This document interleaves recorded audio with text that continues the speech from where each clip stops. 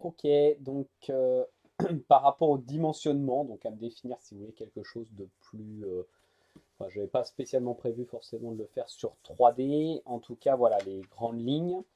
Sur le projet, alors déjà les poteaux, il faut les extraire des murs en paille, hein. Ils vont pas dans les murs en paille, mais ils vont bien sur les extérieurs. Euh, Comme ici, c'est-à-dire là c'est la botte de paille et le poteau vient contre, comme on peut voir dans l'ouvrage technique de construction paille. Différentes sections. Les poteaux qui sont ici en violet vont faire 15 de largeur par 20 de retombée. Pourquoi? Parce qu'on a des efforts assez importants, ce qu'on appelle des jambes de force. Voilà, c'est ces jambes de force-là qui viennent pousser les poteaux, donc il faut augmenter la section. Et au lieu de mettre du 20-20, bah, on peut faire des poteaux de 15 par 20. Ensuite, plusieurs poteaux, section plus petite, donc 15 par 15, donc ceux-ci qui reprennent peu d'effort.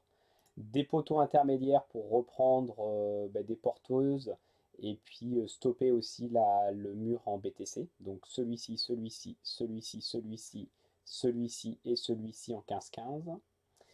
Donc tout ça est indiqué là. Poteaux en 20-20, donc ceux-ci parce que c'est eux qui reprennent le plus d'efforts mécaniques. Et après, des petits poteaux de cloison, donc section à déterminer, mais ici, là, c'est vrai que le scan, on voit pas trop la couleur, et celui-ci.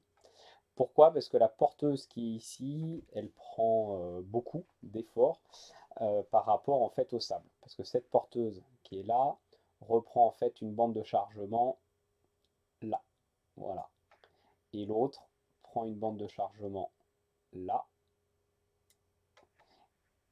Donc on va avoir aussi sur les porteuses qui sont ici, deux sections différentes. Je vais dézoomer un peu, je pense qu'on verra aussi bien. Donc, au vu de l'apport du sable, on est obligé de passer en fait en lamelé collé de Douglas ou autre, mais les efforts entraînés par le sable, donc 60 cm de sable, font qu'on ne peut pas passer en bois massif. Donc les deux des extrémités sont en 15-30 et celle du milieu en 15-35. Voilà, calcul fait avec MDBAT. Donc en fait, là c'est la porteuse intermédiaire, donc avec justement un poteau ici de reprise. Le matériau, on est en intérieur, lamelé collé, la bande de chargement, la section 15-35, les efforts de charge qui sont ici. Donc on a un parquet chêne, alors plus lambourde, une épaisseur de finition en sous-phase, donc je suis parti sur un lambris 14 mm, il n'a pas forcément besoin d'être très épais. Les solives, bien sûr, le sable, 60 mm de sable, donc je pense qu'il faut en mettre 40. Et puis le complément entre les deux, bah, c'est toute l'isolation phonique qu'on vient recombler entre les différentes interfaces. Et les charges d'exploitation qui sont donc enfin, voilà, les portances classiques de charges d'exploitation, donc mobilier, personnes humaines, etc. Donc ça fait un plancher bien tanké, ce qui fait qu'au calcul, on est donc à 73% au cisaillement, mais c'est aussi pour l'effort, le confort de marche dessus. Voilà. Donc, en effet, on pourrait optimiser la section si jamais on s'amusait à optimiser, pas l'anthrax, pardon, merde, optimisation de la retombée. Mais du coup, on tombe à 15-31, mais là, on est vraiment au taquet du taquet et on n'aura plus l'effet confortable vibratoire. Vibratoire, c'est quand on marche sur le plancher pour éviter qu'il vibre, pardon. Voilà. Donc ça, c'est pour les porteuses. Ensuite, les solives. Section un anthrax de 50 cm, section mini 10 par 22 avec du sable de 6 cm, donc qui sont de porteuse à porteuse. Comme on peut voir sur ce 3D là, voilà. On a les porteuses qui sont ici et les solives qui viennent chapeauter les différentes porteuses. Ensuite, le complexe du plancher. Alors, je trouve que 2,70 m sous porteuse, c'est énorme.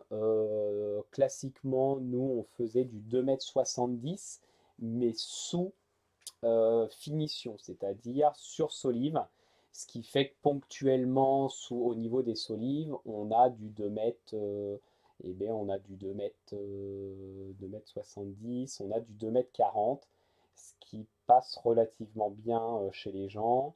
Ça nous est arrivé d'augmenter un petit peu, de passer à 2 mètres 80 pour avoir du 2 mètres 50 sous porteuse. Mais 2 mètres 70 sous porteuse, ça me paraît plutôt énorme. D'autant plus que là, le complexe global était de 40 cm prévu, or on est plutôt à 49. Pourquoi? Porteuse de 35, les solives, mais qui sont dans la même chambrée que la porteuse, donc n'ont pas d'incidence, et le complexe plancher, 14 cm, voire le PDF que j'ai envoyé ce matin à Pierre, mais que je remettrai également en copie dans ce document, dans ce mail que je vais vous faire réciproquement. Au niveau du complexe du plafond, on va avoir une finition, donc reste à déterminer si c'est du plâtre ou du lambris, donc des tasseaux ou des fourrures pour fixer la finition. Un plénogue technique de 10 cm, ça permet de passer tout ce qui est câble électrique et éventuellement une gaine de VMC, donc à déterminer s'il y a besoin, parce qu'on pourrait éventuellement diminuer cette valeur de plénum juste pour mettre du 4 cm 5 qui permet de passer tout ce qui est câble électrique. Ensuite, on a le frein vapeur qui va venir se poser sous les entrées, qu'on aperçoit ici, qui vont faire 8,28. Donc bien sûr, tout ça sera déterminé précisément, mais on sera aux alentours de ces sections-là. Donc pour déterminer les entrées moisées, c'est ces pièces de bois-là, qui sont une constitution propre de la ferme et qui vont également supporter ce qu'on appelle le faux plafond. Donc c'est-à-dire les lambourdes qui vont permettre de fixer après le frein vapeur, le plafond, et de maintenir l'isolation thermique. 2,50 m, bon voilà, c'est des hauteurs standards, ça nous est assez régulièrement arrivé d'être sur du 2,40 m en hauteur, mais voilà, ça dépend aussi des finitions sur les murs. Là, j'ai un complexe un petit peu plus complet, mais c'est surtout pour déterminer en fait le bas de pente. Donc on a la finition, le plénum technique, donc finition 2 cm environ, le plénum technique 10 cm, ce qui nous fait sous-entrée une cotation. Ensuite, on a 50 cm de watts de cellulose, ce qui détermine finalement notre housse chevron intérieur botte de paille. Ça, c'est important pour justement ne pas se tromper, parce que si on descend notre chevron trop bas, ce qui va se passer, c'est que là, on aura un pont thermique et on aura moins d'isolant.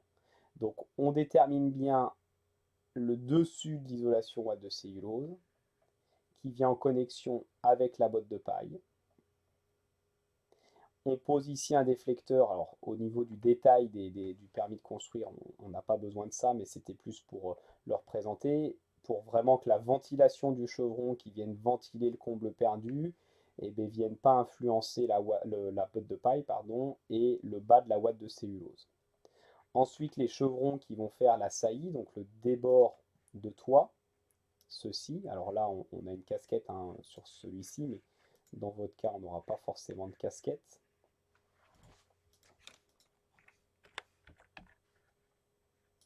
Voilà. On sera comme ça. Si je vous présente. Voilà, on sera plutôt comme ça.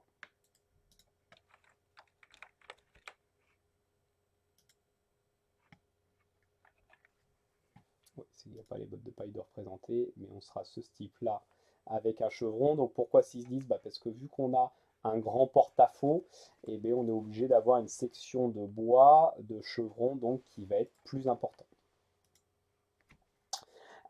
Et ensuite, l'intégralité du complexe, donc je suis parti là sur un estimatif, mais volige de 18 mm, qui supportera un pare-pluie sur l'intégralité de la surface.